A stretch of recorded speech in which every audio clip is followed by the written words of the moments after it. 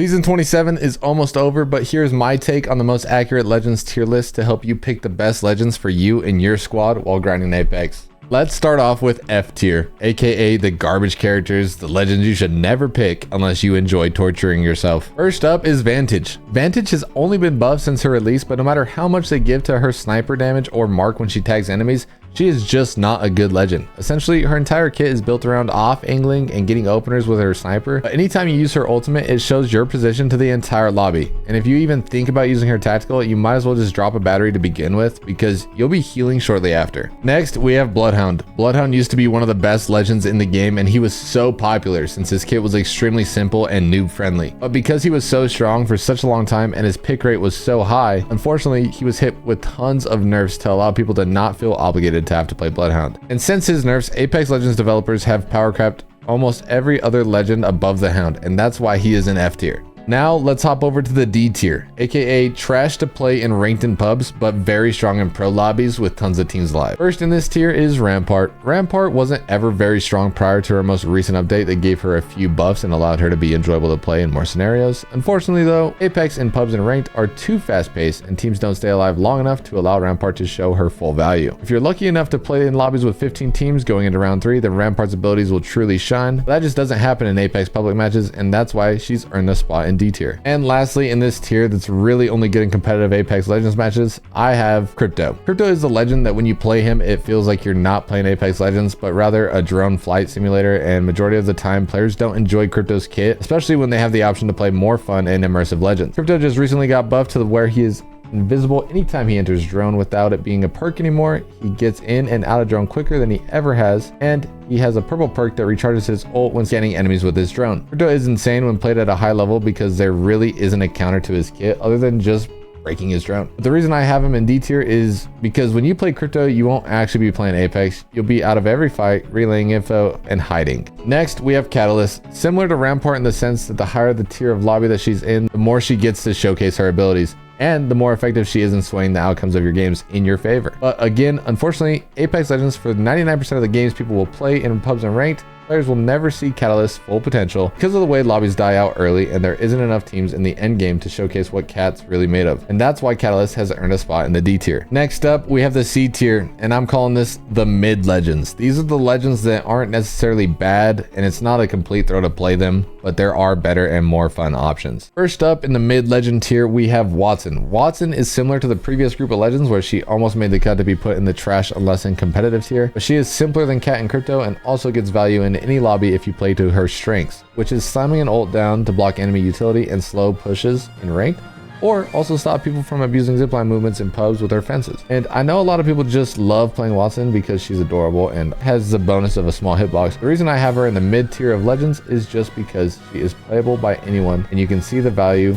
but shines brightest in higher tier lobbies. He just gets outclassed by other legends in ranked in pubs. Next, for the mid tier, we have Gibraltar. Now, arguably, Gibraltar has one of the strongest kits of all the legends, fortified with a passive gun shield that gives you more health when aimed down sights, a bubble large enough for your whole team to reset or revive as his tactical, and an offensive or defensive missile bombardment as his ultimate. Gibby was such a strong legend for such a long while, but he's been power crept with the release of Mad Maggie and Crypto, both given the ability to hard countering his tactical, which is arguably his strongest attribute as a support legend. And secondly, Gibraltar has the biggest hitbox in the game, so while he does take less damage on paper, the massive hitbox still makes him an extremely easy target and a liability on the team when you pair that with the hard counters of Maggie and Crypto, and that's why he's classified as a mid-tier legend in this video. Next up, we have Fuse. Fuse is an offensive utility spammer that bombards your enemies with non-stop pressure. The issue with Fuse in Apex right now is that in ranked and pubs, people have so much space that you're spamming. The issue with Fuse in Apex right now is that in ranked and pubs, people have so much space that your spamming of pressure doesn't matter when legends move faster than ever before,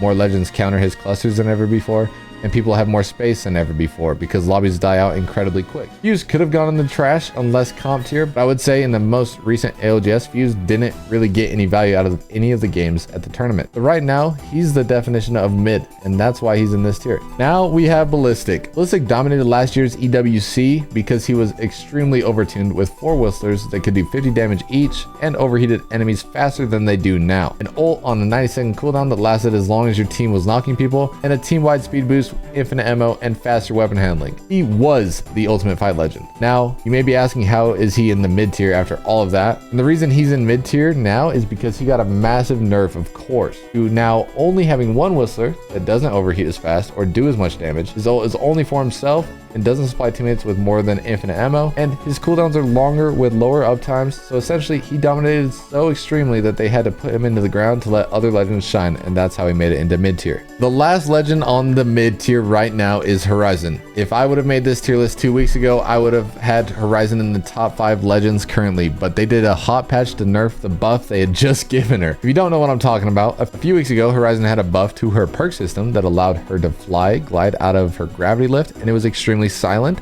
fast, and you could travel insane amounts of distance quickly. And just a week or so ago, they tuned back the speed and the distance on the glide to make it more fair, but now she's fallen from being a must pick to being, in my opinion, a very mid legend once again. 07, the Horizon and her legacy.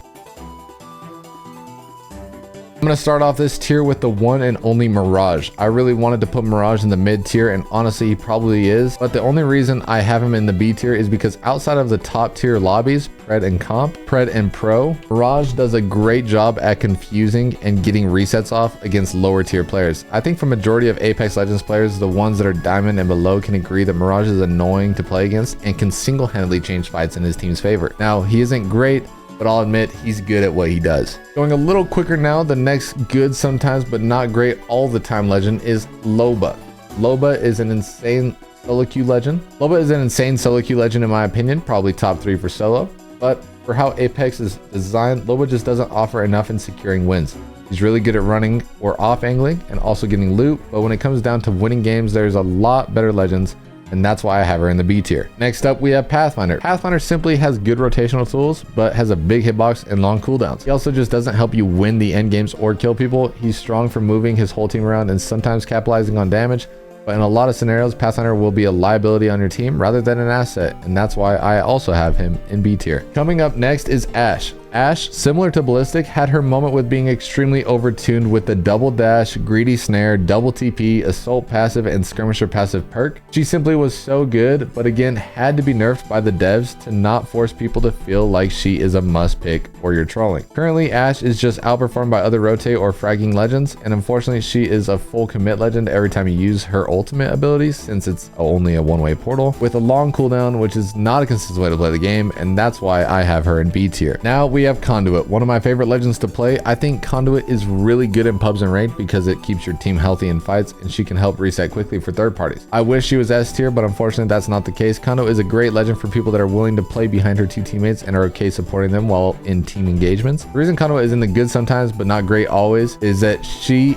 is really good for keeping her team healthy, but the higher tier the lobby becomes, the less likely you are to be able to get her full value with how fast you and your teammates can be punished for taking damage. The next legend in the B tier is Seer. You know, a little bit of a rhyme. Seer just got some pretty big buffs that made him top 3 or 4 of the 6 recon legends, depending on if it's comp match or not. The buffs gave Seer some quality of life while playing him with faster animations when using his passive and cooldown buffs for his abilities as well. The reason I have Seer in B tier and not any higher is that he only gives info, and if he doesn't have his ult, he loses a lot of value, especially because everyone knows in ranked lobbies there will be third, fourth, and fifth parties. Seer will be really strong for the first engagement, but after that, you probably would have wished you would have played a legend that's coming up later on this list. The last legend of the B tier is Sparrow. Sparrow is at my highest spot on the B tier, even though his ult got nerfed in one of the latest updates where it slows you and your teammates if they're in the range of it. He's really strong in fights with his passive jump that allows him to make some aggressive plays, and the ability to scan the UAVs from anywhere on the map make him extremely useful in helping you decide how you want to approach your game, and it provides consistency of performance game to game. The only reason I don't have him in A tier is just because he has some really long cooldowns for his abilities, unless you are on purple, where it splits his ult cooldown into 3. Now we're getting into the legends that almost everyone would agree they are great at what they do and great to have on any team, the A tier, aka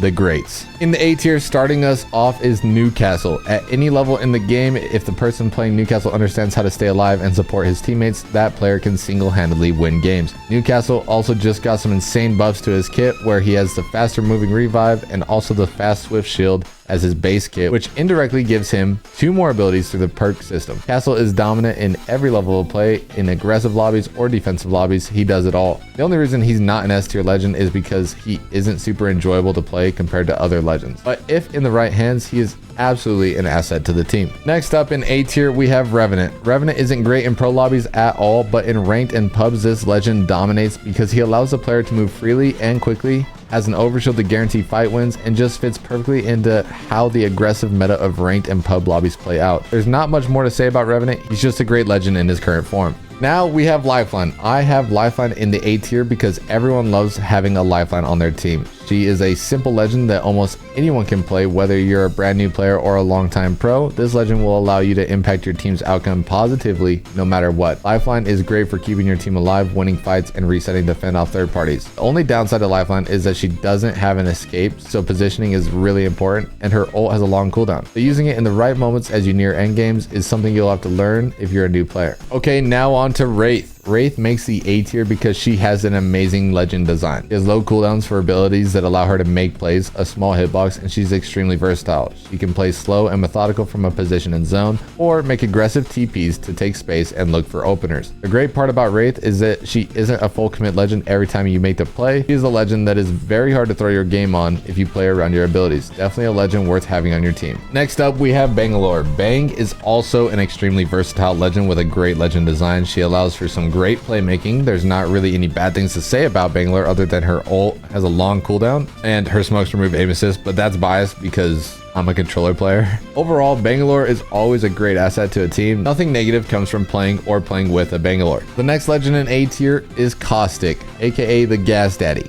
Caustic is in his strongest form at the time of this video. He dominates any lobby that he's in, low level or pro level. He's the only legend in the game that gets all 4 of his perks every match when you get to purple and deal gas damage. The only reason I don't have him in S tier is because ranked and pubs are faster paced than Caustic is built for, but he is absolutely worthy of an S tier placement if your lobbies are good quality and teams are living for a longer period of time. And the last legend of A tier in Apex currently, I have Maggie. Mad Maggie is one of the strongest legends because of her ability to secure kills and win exchanges. She is also very strong because she has a perk that gives her faster movement with all of the close range metal weapons, which allows her to almost every person in a 1v1 because of the speed boost. I think people would disagree with my take on Maggie being as high as she is, and I think there is valid points of views for it. I just feel like in the game, Maggie has a high impact in almost every scenario. I don't have her in S tier because she doesn't do everything, and she also needs to be paired with rotate or line of sight break legends to keep her alive. Coming down to one of the last legends in A tier, we have Valkyrie. As everyone should know by now, Valkyrie got buffed about 3 months ago, and she has one of the best kits for putting your team in a position to win every game and also keep your team alive when being gatekept. The only issue is Valkyrie alone without a legend to keep you alive in the endgame Valk ults, she can cause an instant death. So the reason I don't have Valk in S tier right now is because she needs to be paired with legends like Bangalore, Newcastle, Gibby, or even Watson sometimes to survive hectic Valk ults. Overall though, Valk provides a consistency that no other legend can provide in the game. Now we're moving on to the S tier, aka the must pick legends in Apex ranked and pubs currently, and that is Alter and Octane. Alter is the best overall legend in the game in my opinion because she can do everything, rotate, win fights, and reset. She absolutely is a must pick, and I think she is the reason to a lot of team success in ranked across every tier of player. And for anyone that has played the game recently, Octane just feels like a demigod. Super overtuned, fast Apex styled gameplay, and is just super fun for the people playing him. I think in an ALGS competitive lobby, he falls off, but for 99% of players, Octane, I believe, is a must pick if you want to have a great chance of winning every game. There's going to be a new season coming out with some big buffs to some of the legends I have low on this list, and I'll probably be redoing this video in a short while. But for now, I appreciate you all watching this video. If you made it this far, make sure to like, subscribe, and let me know what you agree or disagree with.